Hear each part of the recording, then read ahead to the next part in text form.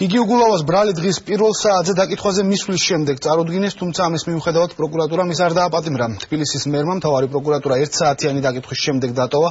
დედაქალაქის მერს შენობასთან შეკრებილი მხარდამჭერები დახვდნენ, სადაც გიგი უგულავამ დაკითხვის შემდეგ პირველი განცხადება გააკეთა.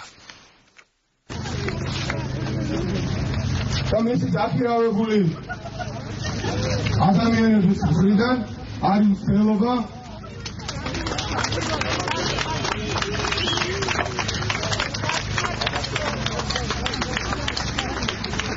თბილისის მაგივრად ვივლი აწი რუსთავის სასამართლოში და იქ უნდა დავამტკიცო ჩემი სიმართლე. დანარჩენი საქმე აბსურდულია, ჩემი მონაწილეობა საერთოდ არანაირი ჩვენება არ არსებობს, უბრალოდ იგივე ჩვენებაა, რა ჩვენებაც არის სხვა საქმეზე.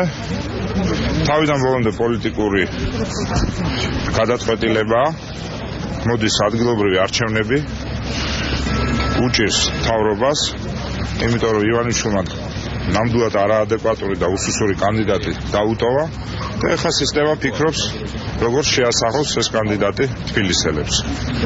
ამისთვის აუცილებელია ყველა სხვა კანდიდატის ჩამოშორება და ბუტაფორიული კანდიდატების შექმნა.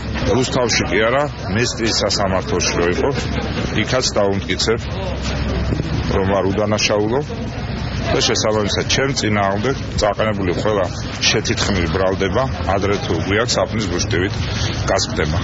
ამ ყველაფერს აქვს მხოლოდ და მხოლოდ პოლიტიკური ხასიათი, რომ წინასაარჩევნოდ ჩვენ არ ვილაპარაკოთ პრობლემებზე, რომელიც ამ მთავრობამ მოუტანა ქვეყანას, არ ვილაპარაკოთ ამ საკითხების მოგვარებაზე და არ მოვაგვაროთ საკითხები, არამედ ვიაროთ სასამართლოში და ვამტკიცოთ, რომ არა ვართ სირაქლემები.